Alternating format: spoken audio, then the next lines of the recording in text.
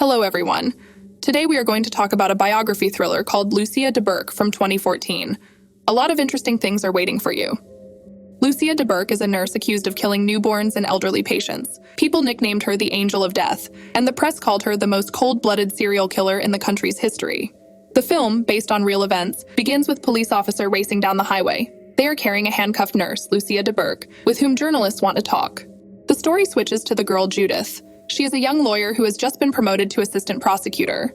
She is invited to an introductory meeting with her superiors, where she is immediately dumped with a pile of paperwork. Lucia, a nurse, is on duty and goes around the children's therapy wards. She hears babies crying and goes to one of them to calm him down. She warns her colleagues that she has given some of the newborns intravenous fluids and goes home. There she takes care of her sick grandfather. At her grandmother's request, she pulls out her old deck of cards to find out her fate. The day is September 8th, 2001. Lucia lets the child breathe through an oxygen mask, checking with a colleague to see if the child has been fed. During a smoke break, she is urgently alerted by an alarm. The child became worse. Calling doctor, the nurse turns off the pacemaker and prepares an intravenous drip, but the examination reveals no abnormalities. However, later, the child becomes worse. The staff performs cardiopulmonary resuscitation, but without success. At the commission reviewing the incident, Lucia admits that such tragedies constantly happen during her shifts, as if she is attracting trouble to herself. The nurse is sent home to rest for a few days, but this is just a pretext to send the woman away from the others. The hospital's lawyers decide that she is involved in all these deaths. Together with the prosecutor, they visit the municipal office where Lucia's colleague is being questioned by Detective Hank Boss. The friendly staff members tell them that Lucia is cold and distant, unwilling to get close to the younger employees. Doctor tells the lawyers about the incident with the baby, who she says was fine. The pathologist is confused by the presence of drugs in the child's blood that were introduced into the child's body in an unknown way. This could have caused the fatal poisoning. The situation is complicated by the fact that there were also 17 cases of sudden death at Lucia's previous place of work. In the course of her duties, Doctor is asked by her superiors to report on suspicious patients that the suspect could theoretically be involved with, as there are no grounds for charges yet. The prosecutor asks that the investigation be kept secret. Upset, Lucia sits at home watching TV, where she comes across a report about an internal investigation into the deaths of the babies and her own involvement in it. The prosecutor is also unhappy with the arbitrary actions of the hospital management. Judith, having consulted the statistics, is convinced that the nurse is guilty. There are too many suspicious coincidences. However, the prosecutor thinks from the point of view of an experienced lawyer and wants to find more solid evidence for the case.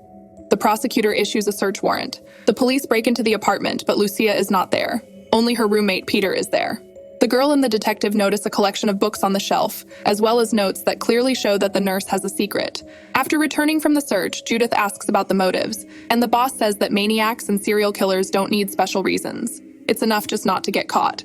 It is December 13th, 2001. The police are bugging Lucia's grandparents' apartment.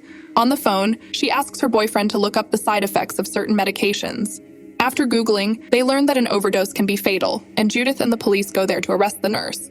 During the interrogation, Detective Boss and his colleague discuss the details and nuances of the nurse's work. During the conversation, it turns out that Lucia had been involved in teenage prostitution in the past, as well as other details of her turbulent youth and her difficult relationship with her mother. It was Lucia's mother who became her daughter's pimp. This must have left an imprint on the fragile child's psyche, and who knows what it led to in the end. Nicknamed the Angel of Death by journalists, Lucia was imprisoned. 2 months after her arrest, she continues to be interrogated, clarifying what exactly she wrote about in her diary. To all questions, the woman answers that she has the right to remain silent. The prosecutor does not like this approach. The lawyer demands a toxicologist's report in order to base the charges on something. When Lucia's grandfather dies, the prosecutor and his team go to the prison to break the sad news and see how the woman reacts. Distracted by a last-minute phone call, the prosecutor sends Judith to her cell. Tired from the interrogation, Lucia lies on the bed, ignoring requests to get up. Only when the visitor told her the news did she react and sit on the toilet to relieve herself. Taking the hint, Judith leaves the room. Not noticing any emotion on the prisoner's face, the satisfied lawyers leave, and only then does Lucia allow herself to cry. Her daughter, who lives with her own father, comes to see the nurse. Lucia is confident that sooner or later the police will realize they made a mistake and she will be released. She holds her daughter's hand, but this is forbidden by the visitation rules, and their meeting ends there. While reviewing the case file, Judith notices that the dead child's heart monitor had been turned off for half an hour, shortly before her death. With this information, she goes to the prosecutor, hoping to press charges, citing the experience of the U.S. legal system.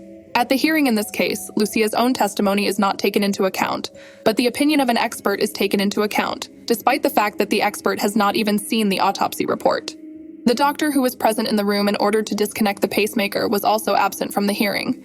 In addition, the prosecution accuses the former nurse of killing other patients. Based on this information, the judge sentences Lucia to life imprisonment. While she is being transported to prison, a satisfied prosecutor and her assistant walk down the stairs past Lucia DeBerk's family. At the party, in honor of the successful conclusion of the case, Judith notices not only the fact that all the prosecution witnesses are well acquainted with each other and with the prosecutor's office, but also learns that the doctor who called Lucia on the day of the child's death was urgently hospitalized in a psychiatric hospital. This information does not give the lawyer peace of mind. Suffering from insomnia, she starts looking for information about Doctor. After learning that she has been suffering from depression for a long time, Judith turns to the prosecutor. But the prosecutor does not want to consider a case that has already been won. Referring to the fact that this fact could be a reason for an appeal, Judith begins to collect material. At the hospital where Lucia worked, one of the nurses admits that Lucia adored children. She took on the most difficult cases to save them, and her colleagues slandered her not only out of envy, but also because the nurses were afraid of losing their jobs and agreed with the management's version. Judith goes to the hospital director to demand the original reports of all the suspicious cases Lucia was accused of. Meanwhile, she meets a new lawyer who, after studying the entire case, wants to take on the nurse's defense, as he believes that her case is clearly quite interesting. The woman was transferred to a general cell, giving her a copy of the reports so that she could review them and help point out any discrepancies. On April 19, 2004, an appeal hearing was held. First of all, the defense points to the incompetence of the person who prepared the hospital's mortality statistics for 2001, as he did not know the general picture for previous years and had no idea of the number of staff. His figures did not reflect the real state of affairs. The prosecutor objects and says that the data is no longer relevant to the case, so it has been removed. Even Judith is surprised by this turn of events, unwittingly expressing her doubts about her boss's adequacy. After the hearing, Lucia goes to her cell, and Judith goes to the pathologist to clarify some details. It turns out that he gave the autopsy report to the doctor, but the original remained on the computer. This makes it clear that the prosecution has slightly distorted the facts. And to cover up the mistake, the prosecutor ordered a new report on the poisoning. After learning about these facts, Judith argues with her superiors, because you can't build a prosecution strategy on false information. But the prosecutor believes that Lucia should still be in prison. The conversation ends with Judith's suspension from work. On June 4, 2004, the appeal takes place. Lucia looks out of the window of the van at the carefree life she was deprived of by court order. Judith is present in the crowd outside the courtroom, where she learns from Detective Boss that there are rumors of a nervous breakdown. The defense starts by saying that no witnesses saw Lucia doing or not doing anything that could have led to death. And the fact that patients died was caused by the fact that she was caring for seriously ill patients who had little chance of survival. On June 18th, the court passes the sentence. In the appeal, the judges recognize Lucia as a cunning and insidious killer who, thanks to her knowledge, skillfully conceals the traces of her crimes. The life sentence is accompanied by compulsory treatment in a psychiatric clinic. The upset lawyer pulls himself together and begins to plan the next appeal. To do this, he will have to review the entire chain of court hearings. The lawyer receives a call from an unknown number. It's Judith who wants to share information. They meet in the evening to discuss the evidence of Lucia's innocence and the fact that the case was fabricated. But in order to file another appeal, they need the results of a second poison test. Judith goes to the office of the prosecutor from whom she was fired, and after tricking a colleague into believing her innocence, gets inside. Judith searches the prosecutor's office for the second test report. She cannot find the report she needs. The colleague is on his way back to the office, but at the last minute, Judith spots the folder she needs. Alarmed by the strange behavior of the fired girl, her former colleague asks for permission to search her bag, but there is nothing there because she hides the folder under her clothes. Lucia has a new visitor. It's the assistant prosecutor who put Lucia in jail. Judith says she wants to help her get out of prison, but the nurse doesn't trust her very much. Only new reports and sincere tears help to find a common language. This situation gives Lucia hope. She even starts dancing. Later, when discussing the prospect of release in the prison workshop, she admits that she will miss her cellmate and other inmates. She is even trusted to rock a crying baby to sleep. The child, who was born in prison, quickly calms down in her arms and stops crying. On March 14, 2006, a hearing was held in the Supreme Court. However, even the fact that the case was fabricated does not allow the courts to satisfy the cassation appeal.